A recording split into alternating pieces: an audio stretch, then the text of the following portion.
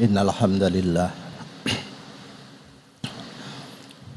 nahmaduhu wa nasta'inuhu wa nastaghfiruh wa na'udzu bihi min shururi anfusina wa min sayyiati a'malina may yahdihillahu fala mudilla lahu wa may yudlil fala hadiya lahu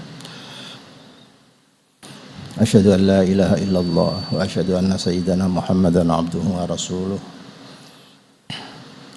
Allahumma salli ala sayyidina Muhammad wa ala ali sayyidina Muhammad wa sallim tasliman katsira amma ba'd. Fa ya ayyuhal muslimun ittaqullah ta'ala mastata'tum faqad fazal muttaqun. A'udzu billahi minasyaitonir rajim. Wassayna al-insana biwalidayhi ihsana hamalathu ummuhu kurha wa wada'athu kurha wa hamluhu wa fisaluhu salasuna syahra hatta idza balagha ashuddahu wa balagha 40 sanatan qala rabbi auzi'ni an ashkura ni'mataka allati an'amta 'alayya wa 'ala walidayya wa an a'mala shalihan tardah wa aslih li fi dzurriyyati inni tubtu ilaika wa inni minal muslimin. Ulaika alladzina nataqabbalu anhum ahsana ma 'amilu wa natajawazu an sayyi'atihim fi ashabil jannah wa 'inda sidqil ladzi kanu yu'adun. Shadaqallahul 'azim. Ma'asyiral muslimin, khutbah masih berputar pada panduan Al-Quran bagi kaum muslimin yang sudah berusia 40 tahun. Satu-satunya umur yang disebut di dalam Al-Quran. Ada 6 panduan yang pada seri khutbah ke-59 ini bicara tentang poin keempat, yaitu wa aslih li fi dzurriyyati. Orang barat menyebut usia 40 tahun itulah disebut usia sebenarnya seseorang menentukan eksistensi dirinya. Mereka menyebut life begin at 40. Kehidupan itu diawali dari usia 40 tahun. Terhadap kekeluargaan dan brotherness ini atau persaudaraan, ada penelitian di Seattle dan di California pada tahun 1954 sampai 72. Penelitian difokuskan pada tempat-tempat panti jompo atau yayasan-yayasan yang menampung orang-orang tua dengan sampling sekitar 4.700. Hasilnya mereka yang guyup, yang suka berkunjung, yang suka berteman, itu seluruhnya itu berumur panjang. Lebih panjang umurnya dibanding yang jekutit tanpa serawungan, tanpa ikut-ikut gitu. Makanya tidak salah jika disebutkan bahwa silaturahim itu memperpanjang usia. Itu ada hasil penelitian di Seattle dan di California pada tahun itu. Kesimpulan kedua, mereka yang suka berkunjung, bersahabat, bergurau, berinteraksi dengan sesama, itu semuanya sehat-sehat. Alasannya sederhana, karena kesehatan itu 80% ditentukan oleh jiwa yang fresh, jiwa yang sehat. Sedangkan karena bakteri itu diperkirakan hanya sekitar 20%. Karena itu mendapatkan hiburan, serawungan, senda gurau yang bermanfaat itu sungguh menyehatkan. Ketiga, dari sisi kos pembiayaan, mereka yang sering berkunjung, sering bersilaturahim, beramah tamah, itu kosnya lebih irit, biaya hidupnya lebih irit 30%. Atau mereka yang jekutit, yang tidak berteman, itu justru kosnya atau tambah 30%. Itu penelitian di Shuttle di California tahun 64 sampai 72. Hampir bersamaan di Harvard University juga dilakukan penelitian yang sama tentang wisudawan atau tamatan universitas itu, bagaimana mahasiswanya yang mempunyai koneksi tertinggi, koneksi pribadi yang tinggi dan yang tidak, yang suka bergaul dan yang tidak. Subhanallah, hasilnya sama. Mereka yang mempunyai konektivitas tinggi pribadi itu lebih mudah mendapatkan pekerjaan, ada blessing tersendiri, sehingga kehidupannya jauh lebih mapan, lebih fresh dan lebih terbuka. Iya, itu hasil penelitian akademik. Tetapi di dalam kita sesungguhnya diisyaratkan, meskipun sholat itu pribadi, individu, tapi disyariatkan sholat berjamaah.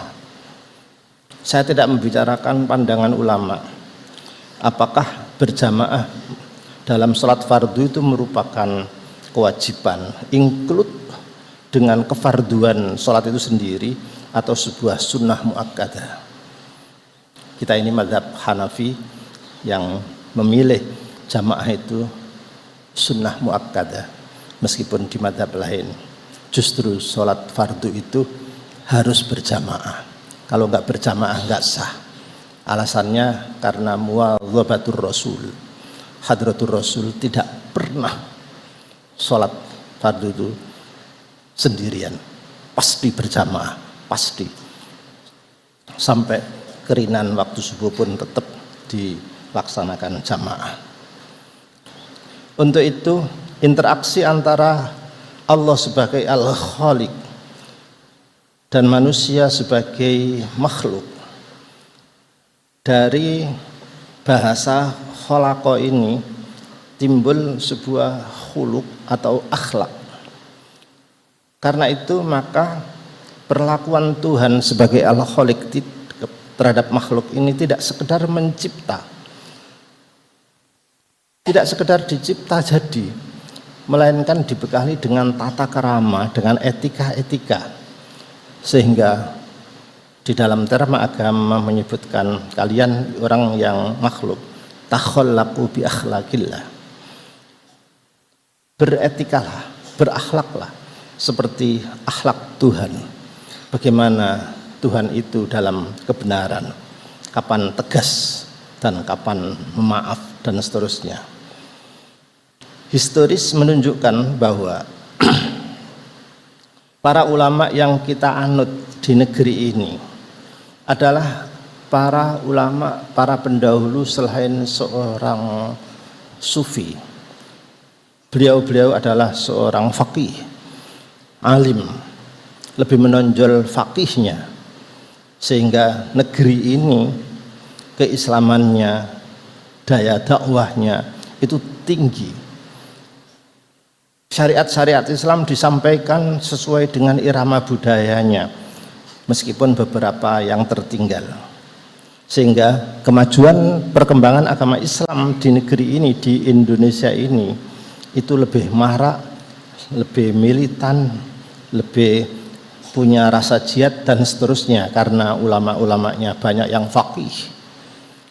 Bandingkan dengan di Thailand, di Patani misalnya, yang memasukkan agama Islam di sana kebanyakan ad-du'atul muslimun yang membidangi sufistik, sehingga yang memperjuangkan Islam di sana ini banyak pendekatan sufistik, tidak pergerakan perkumpulan gawe ngene, gawe pergerakan ini, gawe seterusnya, tetapi cenderung individual, sehingga hasilnya pertumbuhan Islam di dua negara ini beda. Di Indonesia keislaman marak seperti ini, dan di Thailand lebih sepi dibanding yang di negeri ini maraknya. Alasannya sederhana, yang ulama Indonesia, para wai-wai dulu itu banyak yang faqih, termasuk di dalam mewarisi perjuangan mereka, tidak sekedar melalui sisi akademik saja. Mereka itu adalah gabungan sesuai dengan bakat masing-masing. Organisasi Islam, organisasi itu tidak cukup hanya dengan satu disiplin. Saya ambil contoh saja. Hadratus Syekh sudah karuan peran imamahnya, peran kepemimpinannya. Tahun zaman PKI itu 65-an itu di alun-alun Jombang. Itu PKI itu mengadakan rapat akbar Jombang gone santri, PKI itu wani sekali gitu. Tetapi kalau mau diaru-arui nanti persoalannya dengan negara, tetapi ada kesepakatan sebagai santri mendownload situs langit. Makanya di Al-Quran tadi disebutkan bentuk perkumpulan itu dzurriyah. Dzarrah itu detail, sehingga anggota yang paling kecil pun tetap dihimpun, tetap diakomodir karena mempunyai kelebihan sendiri-sendiri. Itulah dzurriyah, gabungan keseluruhan dari atas sampai bawah. Ceritanya tahun itu Kiai Haji Abdul Wahab Hasbullah, ini seorang faqih yang pejuang pemikir, itu kolaborasi dengan Kiai Nur Salim di daerah Diwek situ. Kiai Hasbullah yang dikasih kehormatan untuk menyampaikan sambutan bagian akhir pidato itu kan ada Islam, nasionalis, kemudian komunis dan lain. Kiai Wahab Hasbullah itu minta didahulukan sambutan fatwanya itu. Di dalam sambutan yang didahulukan tadi, di ujungnya muni ngene, beliau ngendikan begini: sing rumangsa NU yang muslim nek mari iki nang segera pulang, segera pulang. Subhanallah. Begitu selesai, beliau juga pulang mendownload situs langit yang sebelum ayat tadi disebut wa ana amala sholihan tardo. Kiai Nur Salim yang di Diwek itu mengadakan ritual khusus. Ritualnya Kiai Salim itu membakar ikan wader kali itu, dibakar di pertelon ceweng itu, pertelon cereweng itu, kemudian nyeluk tukang-tukang becak dan minumnya itu pakai air yang diwadahi kendi air. Begitu ritual sudah, pakai ikan wader kali, kemudian digabung dengan doanya yang di Kiai Wahab disuruh keluar tadi, Kiai Nur Salim ini begitu sedekah selesai kendi yang ono isine banyu digawe mari mangan mari bancaan tadi dikepruk prak dengan membaca ayat ini. Bismillahirrahmanirrahim. Wa nabbihum annal ma'a qismatum bainahum kullu syirbi muhtadar fanadaw sahibahum fata'ata faqar fakaifa kana adzabi wa nuzur. Begitu membaca ayat ini, annal ma'a qismatum bainahum, terus kana adzabi wa nuzur, dikepruk korat karet, turunlah hujan deras, angin ribut yang memporak-porandakan di alun-alun tadi termasuk RKP dan banyak korbannya. Ya soalnya kiai ini itu kiai ikhlas. Nek kadung mendownload situs langit itu, langit segera mengabulkan. Nek kiai saiki wallahu a'lam. Kakean politik be gitu. Mudah-mudahan ada manfaatnya. Barakallahu li wa lakum fil Qur'anil azim. Wa nafa'ana bihi wa iyyakum lima fihi minal ayati wa dzikril hakim. Wa taqabbala minni wa minkum tilawatahu. Innahu ta'ala jawad karim malikum barur raufur rahim walhamdulillahi rabbil alamin.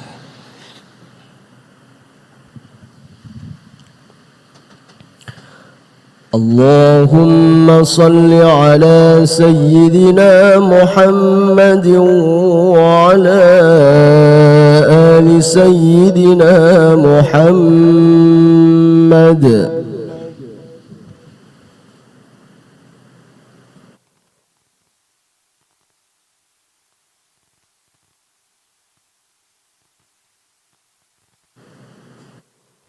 Hamdan katsiran kama amar asyhadu an la ilaha illallah wahdahu la syarika lah irhaman liman jahada wa kafar.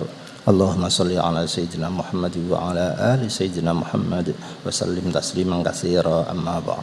Fa ya ayyuhal muslimun ittaqullah ta'ala masata'tum wa qad fazal muttaqun wa alamu anna Allah amarakum bi amrin bata'a fi nafsihi wa sanna bi malaikati qudsi faqala innallaha wa malaikatahu yusalluna 'alan nabi. Ya ayyuhalladzina amanu sallu alaihi wa sallimu taslima. Allahumma ighfir lil muslimina wal muslimat wal mu'minina wal mu'minat al ahya'i minhum wal amwat innaka qaribun mujibud da'wat. Rabbana ighfir lana wa li ikhwanina alladzina sabaquna bil iman wa la taj'al fi qulubina ghillan lil ladzina amanu rabbana innaka ra'ufur rahim walhamdulillahi rabbil alamin. Ibadallah innallaha ya'muru bil 'adli wal ihsani wa ita'i dzil qurba wa yanha 'anil fahsya'i wal munkari wal baghi ya'idukum la'allakum tadhakkarun. Udhkurullahal 'azima yadhkurukum was'aluhu min fadlihi yu'tikum wa la dzikrullahi akbar.